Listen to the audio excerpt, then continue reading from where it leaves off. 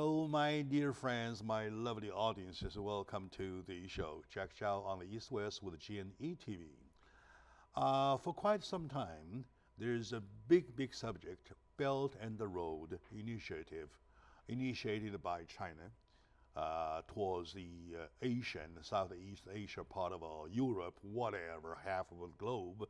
Sounds like a big plan we've been talking about for so many times, yet I didn't feel that excited until I sit down with my good friend, Chris Nibby, director, producer, screenwriter, everything of film. All right, then I decided that we do another show talking about it, thoroughly, profoundly see what exactly in it. Especially in the sense that if you look at the global Earth in the bigger picture though, you will find even more significance rather than looking at Asia itself, because you have comparisons, because you have something to versus about, so on and so forth. Now, with a homework this much, let me show you. It's going to be very interesting. With a homework this much, we're going to talk a lot about the Belt and the Road.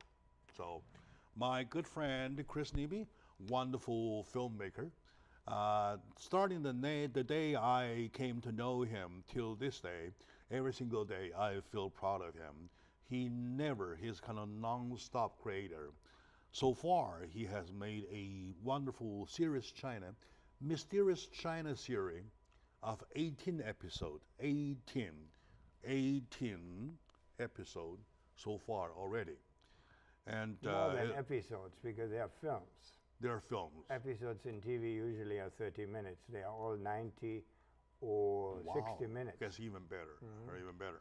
And to him, I really respect for his not only creativity, but also his fact that he goes into himself, deep into the archives, and got lots of stuff that is unknown, lots of stories that are untold.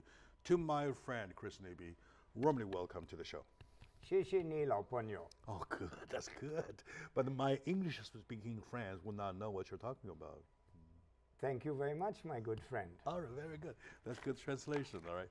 I'm excited, especially when you and I sit down that the other day talking about the Belt and Road. I really started to see that you look at the Belt and Road from a broader sense into a deeper depth, more profound, in other words, right? I don't have questions, all right? But one thing, for your comment, I really have to ask you. You commented the other day that you saying that he will be, Xi Jinping, the president of China, after launching the initiative of Belt and Road, he will be the most revered leader of China after Deng Xiaoping. You really use some big names, big terms. How do you do that? Why do you do that, please? Because the Belt and Road Initiative will mark his legacy, and it's the most important action of China in the 21st century.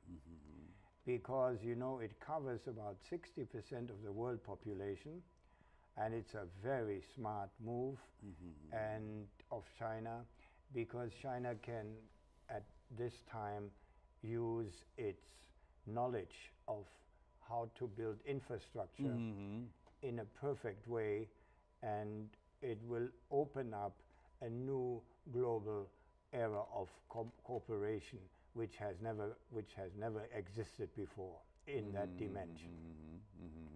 Why after Deng Xiaoping, the first one? Because Deng Xiaoping was instrumental in opening up China and is the father of the success of modern China. So President Xi Jinping is taking this a step further, and it's a giant step actually, because as I said before, it comprises about 60% of the world population, and in a couple of years, when the infrastructure is ready for all this, it will be a huge economic success. Are you saying that because of the fact that what Mr. Deng Xiaoping has done tends to be more on the domestic side. And what Xi Jinping is doing now turns, in a broader sense, to all over Asia and, I mean, other lands, not a word. So is that your point? Right. That's your point? Yes. Why would he do so? Because it's a very clever move. Because you see... Why is it clever? It's clever because it's almost a natural move, and it's such a simple idea because it's based on the old Silk Road, which was a huge success 500, 600, 800 years ago. Silk Road, no. Silk Road was somewhere around 2,000 years ago with the Han Dynasty. Yes, correct. It started that way, right? It started that way, but the height of it was about 800 years ago. I see, I see. Tang Dynasty. Song Dynasty. Yeah. Tang Song Dynasty. Okay, very good. It has a documented history of 2,500 years, but the later part where it was really bringing ideas of China I to remember in one of your 18 films, you mentioned a bit about the Silk Road. I made two. One is called Marco Polo's Silk Road, and another one is called Secrets of the Silk Road. And both of them address the issue of... In other words, you've been on this issue for quite some time. Right. Right? You've done lots of researches, including digging from the archives about those untold stories, Right. so on and so forth, including relationship between China and the United States. Now, I have a question, please. For quite some time, after the open of China, after the raise sign of China started showing, there is a kind of a cliche saying that the rise of China poses a fear to the United States, especially the ego type of the Republicans here in this country, kind of a crying wolves, saying that, or so on and so forth, that poses a risk to the United States. Now, China's getting even bigger in their vocal, now bigger noises so far. So why wouldn't I hear the same as I used to hear about the fear that China posed to the United States? Things look like a quiet down already. Because you see, the Americans have a tendency of trying to control the world for their own benefit, and they do this because the main power of the United States is a military-industrial complex, which rules American politics. They have 800 military installations. Oh, that's a number you mentioned the other day to me. Yeah, they have 800 military installations around the world. And China is, you see, violence, this age is an information age of unprecedented dimension. I agree. And China has a totally different philosophy than America, and it has, believe it or not, been guided by these philosophers like Lao Tzu and Kung Tzu. They, like Lao Tzu in I'm so glad you mentioned Lao Tzu. Yeah, Lao Tzu in his book Tao Te Ching, the book of 5,000 words, showed us that, said that, show me a man of violence who comes to a good end, and I, Lao Tzu, will take him as my teacher. You see, America... Lao Tzu did say that, but in a different way, though. No, he said it like this. I know, but I like the translation. Yes, you see, and America is ruled by the gun. There is not one day where there is not killings by... It's just normal news. And in that way, also, America has become a bully in the world. While China has the tradition of peace and harmony and wants to create win-win situations. and this is not a political slogan in China, this is the DNA of China. Because if you look at the history of China, it has never really made aggressive wars, land grabs, or something. That I agree, yeah. And therefore, there is a conflict here. There are these two powers now. First of all, the population of China is 4 times bigger than the one of America. Yes, 300 point 1.4 almost billion. 1.4 billion. That's more than 3 times. Right. Yes. So you have a problem here, and I think that the American way of life is declining, and we see it everywhere. And you know, like in a classroom, you have a bully, and you have surround themselves by bullies, and then you have another one in the classroom who is a natural born leader, and he's attracting the other kids. All right. And this is how it goes in school. Okay. And unfortunately, the bully in the classroom in the classroom of the world is the United States of America. And I think that the demonstration of creating that hugely ambitious Belt and Road Initiative is a very clear sign of Chinese wise leadership. Yeah, I do agree with you, except I want to do a little insert to enhance your philosophy. Okay, now, probably from anthropology or humanitarianism study will help, saying that will help realize that theory. Because if you look at human beings, all human beings, you will find they're like sheeps. Yes. They're like sheeps. They need a leader to lead them. Correct. The others will follow, right? Okay, now, so there are quiet ones, there are noisy ones.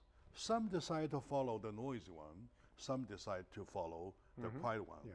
So that probably will give you reference to your classroom model. Right, right. The model explained. Okay? So you're saying that China posed themselves like the quiet sheep leader. So those around him, around them, they follow. And the United States, of course, is the other kind of sheep leaders, and they are, of course, followers themselves. Now, it sounds like a competition to me. Who leads better? That's Am true. I right? Yes. Go ahead. I'm sorry for the insertion. You're right. It's competition. And you see, I'm, of course, a staunch pacifist. I have experienced war myself, and I hate it. And therefore, I think violence is never a way to solve a problem. We all have violent tendencies, and violence is a part of life, but we cannot celebrate violence. And war is basically a celebration of violence. And there is no reason for war, because in the end everything can be solved by negotiations and mutual understanding and solving problems that way. Okay. Those laid as the foundation of our discussion today, because we want to philosophically understand what is the biggest problem for a human being, for human race. For human race, there is always competition. For competition, you're talking about leaders that will lead the herds of sheeps all go forward like that, okay? In different ways, different leaders, different ways. That I do not argue. But there is a saying I want to discuss with you. When we come back after this short break, though, I want to just throw it here for you to consider. There's a big slogan, say, especially after Trump takes office, America first. I want to need your comment of America first versus your take of America being abusive militarily. So together, do they make one point, or they are separate issues? I will check with you when we come back. How about that? Yes, thank you. Very good. So my lovely audience is today with me in the discussion, my good friend Chris Nebe, a long time friend, not only the friendship, but as a researcher and science field work, I call him. I respect him, and also his masterpieces. I like every single one of them. Chris Nebe is the name. Let's take a short moment now. When we come back, we'll continue from the point on where I laid the two questions. Stay with us, please.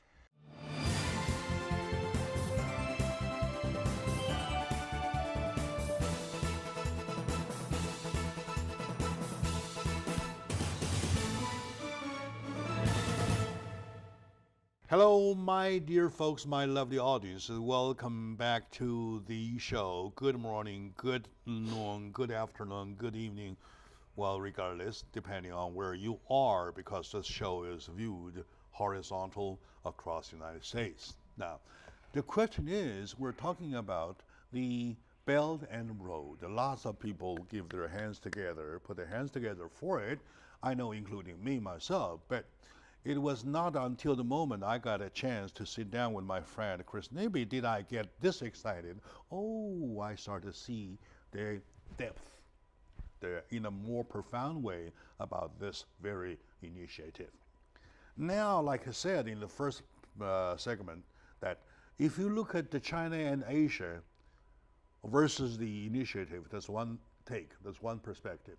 If you look at the whole world, the entire world, and then you look at the initiative, that's another perspective. Of course, we want to do the latter, right? With my friend Chris Nebe, lovely creator, films, producer, screenwriter, director, and everything, and welcome back to the show once again, please.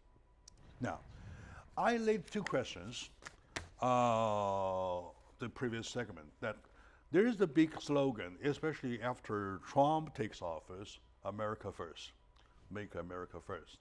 And then there's a Euro comment about Americans being abusive militarily. My question was that, was there two different issues, or they are one issue combined, or two combined, two different faces? I think there are two different issues, because the 20th century definitely was a century of America, and America did a lot of good. And but the problem is that America is ruled by the military-industrial complex, and they need war. Now, you know, they have 800 military installations around the world, and as you know, they have wreaked havoc in the Middle East. It's a catastrophe. Libya, Yemen.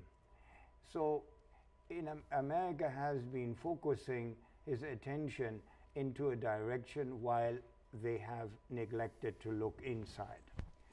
I understand that the infrastructure in America is very in bad shape. Salaries have not risen for many years. Okay, hold on a second. I'm sorry, excuse me. We'll hold those issues, those areas, the infrastructure, workers' wage, so on and so forth, little later. I see. Right now, we focus on the contradiction or relationship in between America first and military abuse. Yeah, there is a contradiction, because what he actually meant by this, I assume, is that America should start look inwards and try to look up. You see, once upon a time, the middle class in America was the envy of the world. Everybody was appreciating the strong power of American middle class. The middle class has been eroded over the last decades, and therefore, subsequently, that solid basis for a functioning country is no longer so secure. In China, for example, they are building a middle class. And there's a difference. In China, the middle class is increasing, and in America the middle class is decreasing. Therefore, shrinking, yeah. Therefore, this America First, I think, was actually meant to look inside and see and look out for the welfare of the Americans in general. That's how I understood it, and that, I think, was very appealing to voters, and that's why President Trump did get elected. Okay, that again sounds to tilt to the domestic problems. Again, I want to focus on the fact of the slogan of America First and the fact that militarily abused. Right. Let me put it in a simple way, see if I understand the situation right.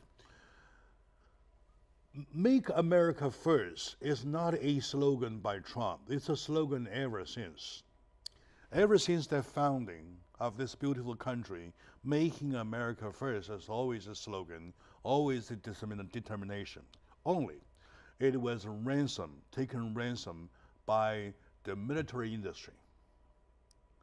And they, by adopting the slogan of making America First, to sell their military products. Okay, now I give you an example. I did one study about the Iraq War. All right, the article starting with one question, with several questions. Matter of fact, so have you drunk or taken any soda of $8 a can? Right? Have you been to a laundry for $106 per load? Have you seen a truck of the 18-wheelers, one with one flat tire, the whole truck is set on torch, set on fire, burned. Have you seen, it goes 4 questions, have you seen anything of the 300-something trucks going around Baghdad on day-to-day basis? If you put it close up, you don't see even a straw on the bed of the trucks. They're going whatever, right? And then it says, you must say the writer is crazy. I don't mind. I'll tell you, I'm sorry, I'm not. It is a war, right? Why? Because the war is contracted. Who is the contractor? Halliburton. You know who is the owner of Halliburton? Dick Cheney. So that leads you to the answer. Now, are we making America strong or first by military abuse? So that probably can provide to you as the answer to your question. It doesn't. It is actually destroying America. Yeah, exactly the contrary. Image-wise. Yes, image-wise, and also I think if you look at the general living standard, which I understand has been going down in America compared to what it was. You know, it hurts me to say so. Yeah. I'm American. I'm not. Thank you. It hurts me to say so. But I have to, even at my own pain, recognize it as a fact. We are hurting ourselves. Yes. Right? So that's why I want to say the slogan of America First is right, yet it is taken ransom. Right. Am I right? Yes. Okay, now, versus that, China did not say, make China first. No. Suppose if China did say, or had said, let's make China the first, right? Would anybody blame China for saying so? No, but they would not like China to do that. See? And they would not like it, and I think, you see, the ambition is of, I mean, this is not altruistic. The Belt and Road is not an altruistic thing. It's a very smart idea. China has learned in the last 40 years, has advanced the infrastructure. Maybe I'm going a little bit ahead of of our Yeah, it's concept okay, it's here. okay, yeah. It has, the infrastructure has become, they have gained so much knowledge that now basically they are selling their infrastructure knowledge to countries who haven't got that. And there is, between Europe and China, there is Russia, there is Central Asia, there is the broken apart Middle East, but there is Iran and Turkey, which are functioning, and there's Pakistan. So China, and there's Africa. So China very cleverly is now embarking on these areas, which they also in most cases can control a land. You see, America is isolated. America is between two oceans. And China, by having made peace of mind with Russia, because you see, relations between China and Russia have not always been pleasant. Russia has taken a lot of land from China in Manchuria. Yeah, of course, I agree. In Xinjiang, and has never given it back. But China is wise, and doing what they do is forming now, it's a natural alliance between China and Russia, because they share a huge border, and the technology advancement of China now is quite aggressive. Then you have Europe, and I have always felt, and that as a German, that our natural focus should be on Russia. And unfortunately, the Nazis focused it the wrong way and attacked Russia after actually having a peaceful coexistence with Russia. And the Cold War intensified that, and now you have this strange confrontation between Russia and Europe, which actually is, I think, by design of America, because you see, they need a fictional enemies. You need enemies to keep your people in line. Busy. And you to need keep to your create, people busy. You're talking about the sheep, and the sheep, you see, they need to fear somebody, and then so they'll get together. And you can be the protector and say, look, we are going to take care of you. Okay, in politics, especially in the world politics, they always talking about, number one, competition. Yes. Number two, monopolization. Right. And the world, ever since the beginning, never ceased for even one day with monopolization, with competition. Only you want to compete in a way that is more acceptable, number one, and in a way that makes more sense. Am I right? Right. You don't want to compete by hurting yourself. Right. So now you're saying, what you're saying, if I read your mind right, is that China, by putting up this initiative, the Belt and Road, of course, using their surplus money, right? Not necessarily. I don't think to portray themselves an even better image. Am I right? That's absolutely right. All right. They're creating they're creating a better image. They're putting up certain amounts of money, but it's not free. I mean, when they build a railroad in Ethiopia from Addis Ababa to Djibouti, where China now also has sort of a foothold. Djibouti is located on the mouth of the Red Sea, where most of the sea traffic goes through to Europe. And so, as I said, it's not altruistic. It's a very smart commercial move. Exactly. And which will benefit people, and also, you see, it will lift people who are isolated, landlocked. Remember the other day at the lunch, you and I shared one thing, that muscle is one way of power. Right. Wisdom is the other way of muscle. Right. Am I right? Right. That's your philosophy I want to adopt to share with you of wisdom being muscle itself. Yeah. Right? You here obviously are talking about the kind of wisdom that is also the other form of muscle. Right. Right? And that in your take, how China learned or acquired this kind of wisdom? Please. Because you see, China has earned it the hard way. Hard way. Very hard way. Because first How about we take a little break Yes. from now, and when we come back, we emphasize on that. Sounds Very like good. sounds like a big area we want to put Yes, some stress yes, on. All right. yes. So, all right.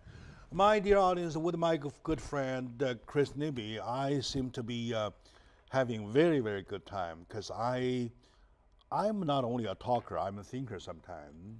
Accidentally, I think.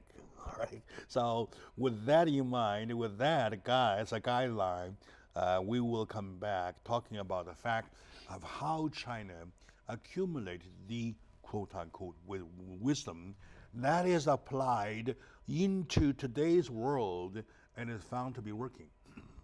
Accidentally, right? Exactly. So, all right, we'll be right back, please.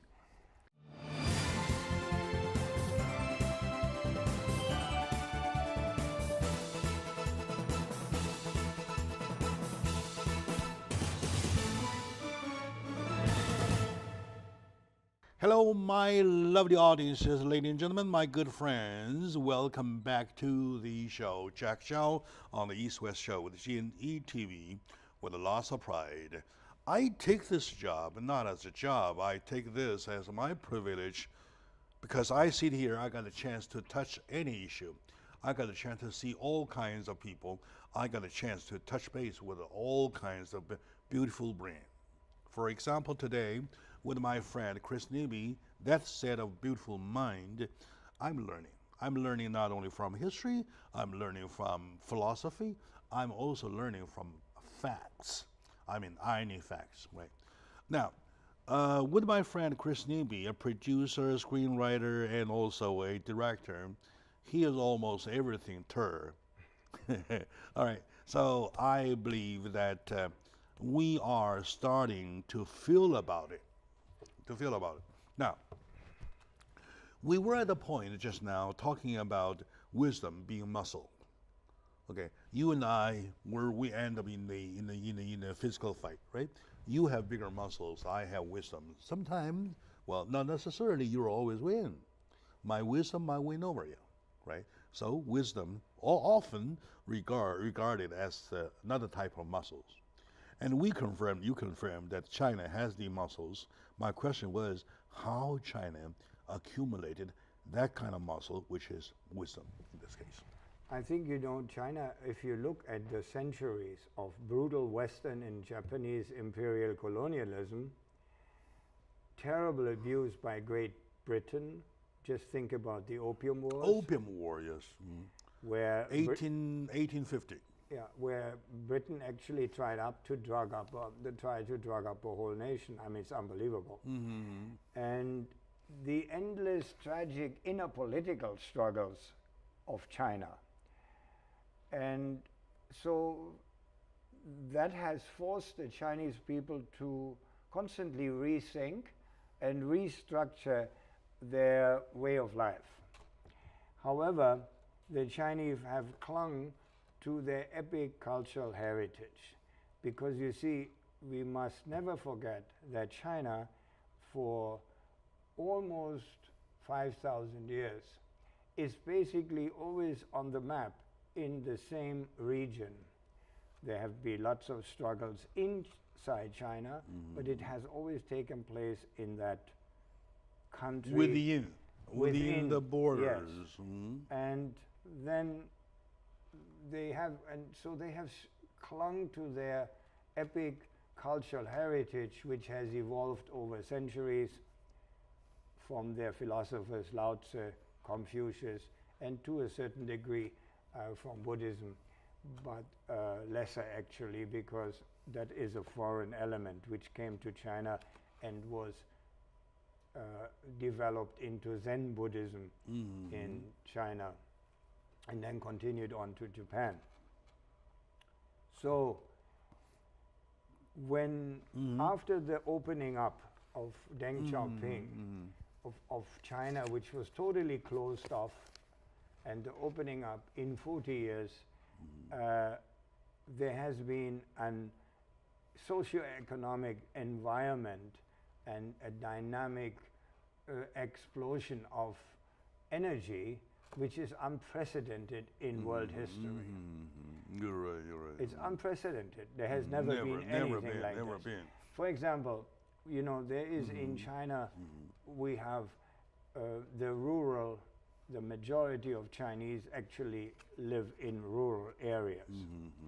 And there is poverty. But it's a different poverty than we know in Western countries. They are cash poor, but you see the farmers have a house, they have a pig, they have a chicken, and they have a little land where they can grow their vegetables and food. So with other words, while they are cash poor, they have enough to sustain their life. Most of them have a shelter, have a roof over their head. While in the West, our poor live in slums and are depending on government handouts, because in an apartment in a social housing area in Los Angeles, you cannot grow your food. You have food stamps, and if you run out of food stamps, there is no food. So it's a different kind of poverty. Now China has, within the last 40 years, lifted over 750 million people out of poverty. That's half of their population. Yes, and continue. Like, for example, the current government plan are very precise, and they want to lift another 50 million people out of poverty by the year 2020, because they realize, you see, they realize very clearly that if they create a middle class, and by doing, by alleviating poverty, you are creating a lower part of middle class, which then grows. That is beneficial for the whole country because it furthers consumption, etc., etc. So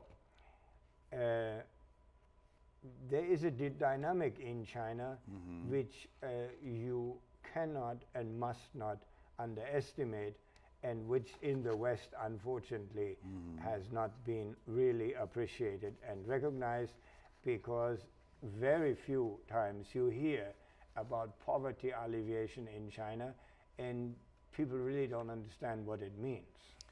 It is the same thing. Here in the United States, lots of people are not aware of the fact that we have homeless on the streets. And how? Exactly, how, right? And now, when you go into it to analyze it, you'll find out different kind of homeless. When they say here homeless, they're really homeless. They do not even have a roof over their head, maybe a piece of plastic sheet or something, or cardboard box or something, right? That's it. That's all they have. You see, and that's the tragedy of America. There's a real tragedy here, and it's going to grow more and more and more. Because how can you justify that there are people who have billions of dollars, and then there are people in the same country who have nothing? China too. They do have the problem. They do have, and it's getting more and more severe. Poverty is everywhere.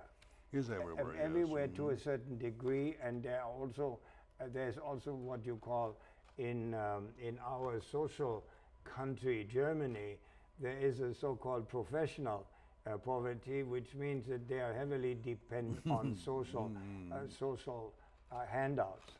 But you see here, when you see how every day more and more homeless are roaming the streets begging in America, you don't have that in China. as I said before, yes, you also have a few homeless, but not in relationship to in the rural areas, especially in the remote, deep in the mountain areas. But you see, there are cash poor. There are poverties. Yes, sir. But they are cash poor. But they have food. Not necessarily. They're not hungry. I know. Some of them still suffer from hunger. Yes. Yeah? Yes, of course. That I don't know. As a foreigner, when you are there, you see those big cities. No. You see the beautiful countries. I filmed most of my films in the western region. When you go deep down to the Sichuan, heart of Sichuan, you go deep in the mountain, you will find people almost kind of like down to zero poverty, something like that. By that, I'm not saying China is not doing their job. It is doing their job, not only that, but greatly. For a country to lift somebody like 750 million out of poverty is quite a great job. I'm saying that the problem China has, the United States has too, and vice versa. The thing is that both governments got to do something for their problem, their own problem. China is doing it. I'm urging the United States to do it too. Yeah, but you see, China is still a developing country. Don't forget that. Yeah, of course, yes. And China has a lot of problems which it is slowly taking care of. America is a very developed country, and I think it's kind of ridiculous when you go a few steps away from the villas in Beverly Hills, which are worth millions and millions of dollars, and you see homeless roaming the street. There is an imbalance there which is immoral, number one, and totally unacceptable as far as I'm concerned, because it's not only immoral, it's inhuman. How can you allow this to happen? We have an obligation to our fellow citizens to take care of the weaker elements of our society. That's a natural obligation, especially in a rich country like America. Speaking of obligation, I have a thought. Remember the other day when a bunch of us in Beijing sat together, we talk about everybody is busy doing things. Every country is busy doing things. What China has been busy doing for the past 30, 40 years, what the United States have been busy doing for the past 30, 40 years. That could be possible to provide us some answers to versus the fact that the Belt and the Road is something that is so welcome by Asian people, so at least, right? Let's take a very short moment now, my dear audience. Today, with my good friend Chris Nebe, we are going in depth of the Belt and Road initiative, initiated by China, and now is heard everywhere. Everybody is talking about. Even at this show, we had done discussions at least 3-4 times, except this one, we want to go depth, right? Okay. With my friend Chris Nebe, we'll be right back talking about it. And when we come back, we probably want to focus on one fact that for the 30-40 years, past 30-40 years, what China has been doing, for the past 30-40 years, what the United States has been doing. So that probably will give you answers about the nature of these two systems. So stay with us, please. We'll be right back.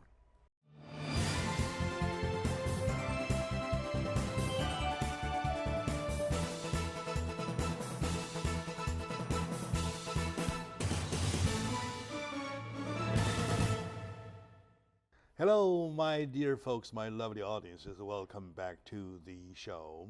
I appreciate the fact that I have lots of friends supporting me with this show because they often come here to share their beautiful mindset with me, with my audiences. My audience is starting to love my show more and more. I do receive more emails as response to my shows. Some even ask me, why don't you talk about this? Why don't you talk about that? Some give me their proposals. Right? Some offer to come on the show. All right. Okay. Now, with me today is my good friend Chris Nibby, a Hollywood producer, director, and screenwriter of Monterey Corporation of Hollywood. So once again, welcome to the show. All right. I owe you a little explanation why he knows this much about China, because he's done for the past 20 years something, a study about China, as a result of which his series of Mysterious China of 18 films altogether is well viewed, well circulated, well viewed all over the world, including ChinaNet, the recent one, going back, right? Yes. And then the one before that, the war-related. Burma Road Flying Tigers. Burma Road Flying Tigers, and then Unit 731. Yes. Right, and then Diaoyu Island. Diaoyu Island. And then Tibet, the Jews. Mm-hmm. And then goes on and on and on until all the way to Dali. To Dali. Shangri-La. Marco Polo Shangri-La. Shangri-La, Shangri-La. Oh my God. All right. I know him that much, and I not only like him for a friend, I respect him for his contribution to civilization, call it that way. Thank you very much for doing that. Right. Now, so by doing that, because of the fact that for the past 20 years, he's been engaged himself in doing this, that gives him the knowledge about China as a result. Now, what China has been doing for the past 30, 40 years, and what the United States has been doing busy doing for the past 30, 40 years, that probably would give us also the answer why China, China, why United States, United States. Am I right? So, please. You see, the United States of America has managed to completely destroy parts of the world. For example, the Middle East, Libya, and Yemen, just to name a few. Okay, Libya, Yemen, well, probably. Yeah. Why don't we take Iraq war and Afghanistan war, for example? That's the Middle East. Yeah. Yeah. I know. Completely destroyed. But there are major stuff. I mean, the war has major stuff in it. Yeah, but they have completely destroyed existing societies. And just yesterday, a bomb killed 80 people in Kabul, Afghanistan. Anyhow, China in less than 40 years has managed to create a state-of-the-art infrastructure because it didn't have it at all. Road, expressways. High-speed rail, man. Yes. That's across the country. Yes. Road systems in the inner cities, and high-speed rail system, airports, railway stations. Perfect. All the way to Tibet. Yes, there is the Tibet Express train, which is now going to be extended to Nepal and then to India. You see, the whole thing has become, in these 40 years, they have become experts in building and creating an infrastructure which didn't exist. They started at zero. So, the result is that while America has been destroying large parts of the world, it has inadvertently also destroyed itself because it has not paid enough attention to domestic problems. It was focused outside. I agree. Now China has built its infrastructure, because I filmed 2 years ago on the Burmese-Laotian border, which is the most western part of China, and I also filmed in Xinjiang. The road system is universally perfect, and if it in the last pieces where it is not perfect are being built. So now China has basically completed the job, and now it is selling or exporting an expertise which it has gained over 40 years to Central Asia, to Iran, to Turkey, and to Russia. to Kazakhstan. In other words, for the past 30, 40 years, not only China built themselves to what it is today, but also they accumulated experiences, Right. technology, whatever, Yes. in building infrastructures. Now they want to expand to share with the rest of the folks.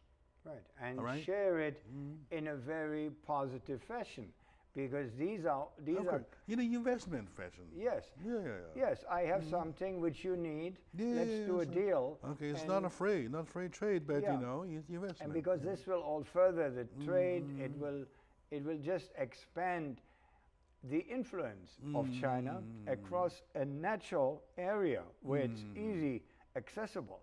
See, it's all landmass.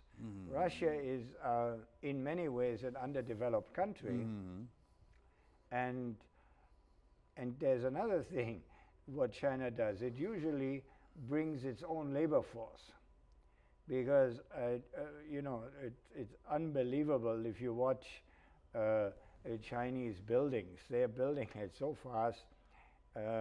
It's just so they bring their own labor force. They're bringing financial backing, and most of all expertise into countries which don't have any kind of real important infrastructure.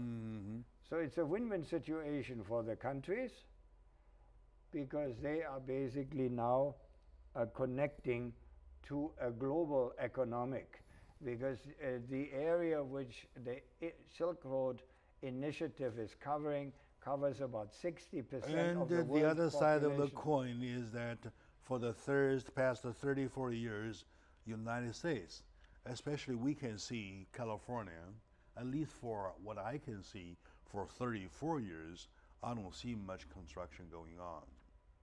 The road conditions are deteriorating. You're riding almost bumpy cars almost every day, going like that. So that exactly gives you the take why we are now. Yeah, and I frankly I don't understand why, because it would be natural. Why wouldn't you take Because care our of money your, goes elsewhere. Yes, but why don't you Our take money of- goes to war. But why don't you take care of your house? Yes. Before First. you come out and say, hey, you got an ugly house. Right. Something like that. Yes, right? yes. Go back home, build your own, Right. remodel your own, and whatever, right? Whatever. And let's not forget, as I said before, this is not altruistic effort by China. It's a very clearly economic purpose behind it, but it's for the better of everybody. After all, China benefits from it. Of course. Do you think so? Do Yes. you think so? Okay. Now, if I help you with your port, right? All about the port technology, you want to buy from me. Continue buying from me. Right.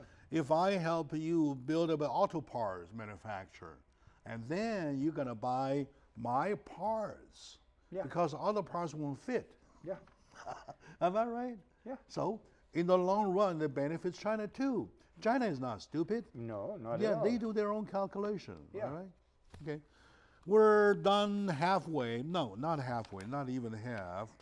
About 40%, 30%. Let's call it off today, and we want to do another one.